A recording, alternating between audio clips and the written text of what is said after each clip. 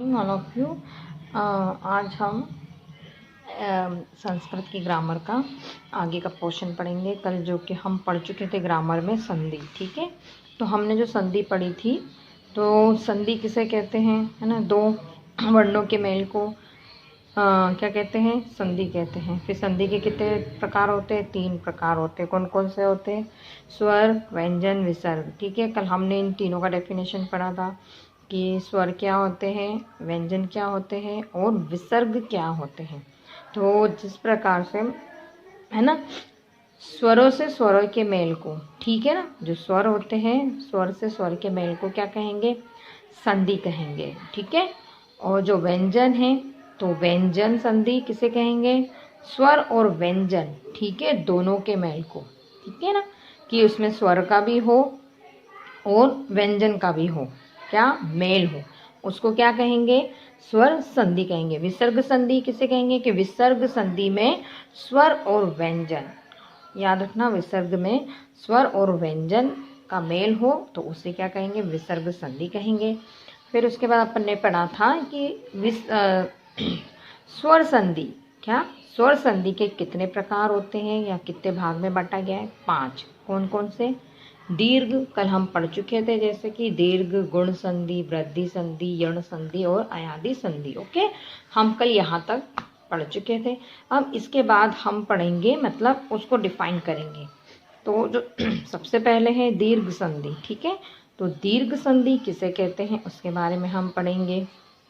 दीर्घ संधि, दीर्घ संधि ह्रस्व या दीर्घ, क्या, ह्रस्व या दीर्घ, अ, आ, ई, उ और ऋषि, और ये वाला ऋषि हिंदी में होता है, ये संस्कृत का ऋषि होता है, से, है ना। यदि समान जाति के ह्रस्व या दीर्घ स्वर आ जाए तो दोनों का एक दीर्घ स्वर हो जाता है। इसे क्या कहेंगे अपन, दीर्घ संधि कहेंगे। क्या कहेंगे इसे अपन, दीर्घ संधि कहेंगे। अब आया समझ में कि नहीं आया, ठीक है, नहीं आया होगा। ये ह्रस्व होता है एक अपने संस्कृत में, कि जो ह्रस्व स्वर होता है, ठीक है। तो ह्रस्व में जो शब्द आते हैं, अ, ई, उ, ऋषि, ठीक है, ये शब्द आते हैं। तो ये दीर्घ स्वर, ह्रस्व या दीर्घ दोनों में यदि ये आए चीजें, आ, ई, उ, है ना, ऋषि, समान जाति, मतलब इनमें से समान, है ना, जाति के ह्रस्व या दीर्घ स्वर आ जाए, या तो ह्रस्व में या दीर्घ में, इन दोनों में, इनमें से कोई भी समान वर्ड आ जाए, है ना, आ जाए तो दोनों का एक दीर्घ स्वर हो जाता है। जो भी आए तो उन दोनों को मिला के एक क्या बन जाएगा, दीर्घ स्वर बन जाएगा। इसे क्या कहेंगे अपन, दीर्घ संधि कहेंगे, ठीक है। जैसे इसमें दिखा है, अधन अ बराबर आ गया आ, ठीक है, जहाँ उच्चारण होगा, ठीक है। ई धन ई, तो यहाँ पे हो गया ई। उ धन उ, तो इसमें हो गया उ। ऋषि प्लस ऋषि, इसमें हो गया ये वाला ऋषि, ओके, जिसमें र की रेप आ जाएगी तो ये ऋषि हो जाएगा। ओके बच्चों, अब इसमें ये याद रखना, सब दीर्घ संधि में ये वर्ड याद रखना, ठीक है। ये वर्ड यदि याद रखोगे तो आपको बहुत इजीली संधि बन जाएगी। जैसे यहाँ दिया है अ प्लस अ आ, ठीक है। अब आ, अब इसमें दिया है परमार्थ, ठीक है। एक सपोज अपन इजीली बोल रहे हैं मुंह से, परमार्थ, ठीक है। तो परमार्थ में तो जो माँ है, माँ, है ना, तो जिसमें अर्थ अ का उच्चारण हो रहा है, पर, है ना, माँ, आ और थ, तो जैसे इसमें अपन ने अलग कर दिया, परम, धन, अर्थ दिख रहा है, अर्थ, और यहाँ क्या आ गया, अ प्लस अ आ, तो यहाँ क्या हो गया, परम धन अर्थ, तो क्या हो गया, परमार्थ। ओके, ये इसको यदि विसर्ग हटा देंगे तो हिंदी का हो जाएगा परमार्थ, और यदि विसर्ग लगाएंगे तो संस्कृत का हो गया परमार्थ। उसी प्रकार उत्तम, अब इसमें पूरा उच्चारण है उत्तमांगम, अ का उच्चारण हो रहा है, तो अब इसको तोड़ेंगे उत्तम अंगम। आगे बात समझ में, इसको ध्यान से देखना, ठीक है। इसको बहुत अच्छे से पढ़ना बच्चों, जैसे तुम पढ़ोगे, यदि ये सब चीज़ तुमको ध्यान में आ गई तो तुम आराम से संधि पहचान सकते हो, आराम से संधि विकसित कर सकते हो। ओके, अब इसमें हो गया ई का उच्चारण, तो ई का उच्चारण हो गया। इसमें आ का हो गया, तो अपन ने पढ़ा था विद्याधन अर्थी हो गया, विद्यार्थी हो गया, ठीक है। अब ई वाला, तो ई प्लस बन के हो गया बड़ी ई, तो गिरिधन इंद्र, गिरीन्द्र, गिरीन्द्र, तो ई का उच्चारण हो रहा है, तो इसमें क्या आ जाएगा, गिरी धन इंद्र, तो हो गया गिरीन्द्र। वैसे ही मुनि धन ईशः, तो मुनीशः, मुनीशः आ रहा है ई का उच्चारण, ठीक है। वैसे ही अब इसमें पढ़ेंगे अपन, ये तो सब उसी के उच्चारण हो गए, ई वाले हो गए। अब ऊ वाला देखेंगे अपन, ओके। ऊ वाला, ऊ में क्या है, ऊ से बन गया बढ़ाओ तो सिंधु धन उर्मी, सिंधुर्मी, ओके। सिंधुर्मी आया, तो सिंधुर्मी को कैसे तोड़ेंगे, सिंधु धन उर्मी, क्या आएगा, सिंधु धर उर्मी, तो क्या आ जाएगा, सिंधुर्मी ही। ओके, अब ऋषि वाला, ऋषि वाला पितृणम है ना, इसमें काय की रेप लग रही, र की रेप, तो इन दोनों को मिला के जो ऋषि का रा की रेप हो रही, तो पितृ धन ऋणम, तो पितृणम। आगे बात समझ में बच्चों, तो ये हो गया अपना दीर्घ संधि, ठीक है।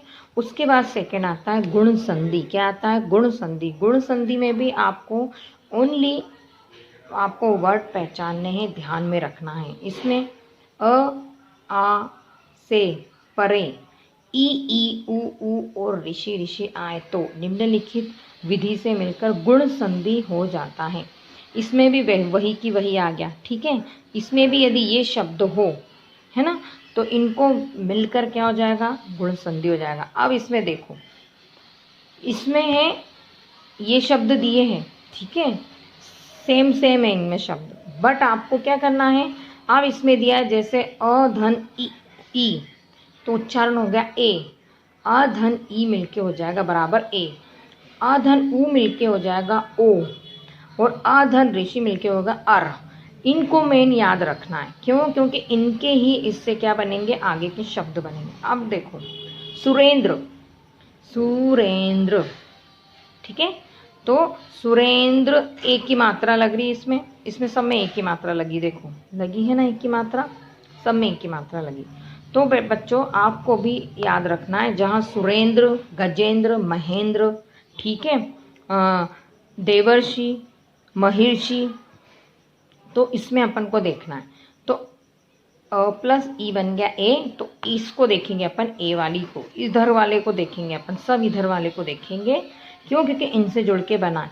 आपको सिर्फ याद रखना है किसको जुड़ के क्या बना है, किसको जुड़ के क्या बना है, तो ये ध्यान रखेंगे तो गुण संधि भी आराम से पहचान में आ जाएगी। तो सुर धन इंद्र, तो क्या हो गया, सुरेंद्र।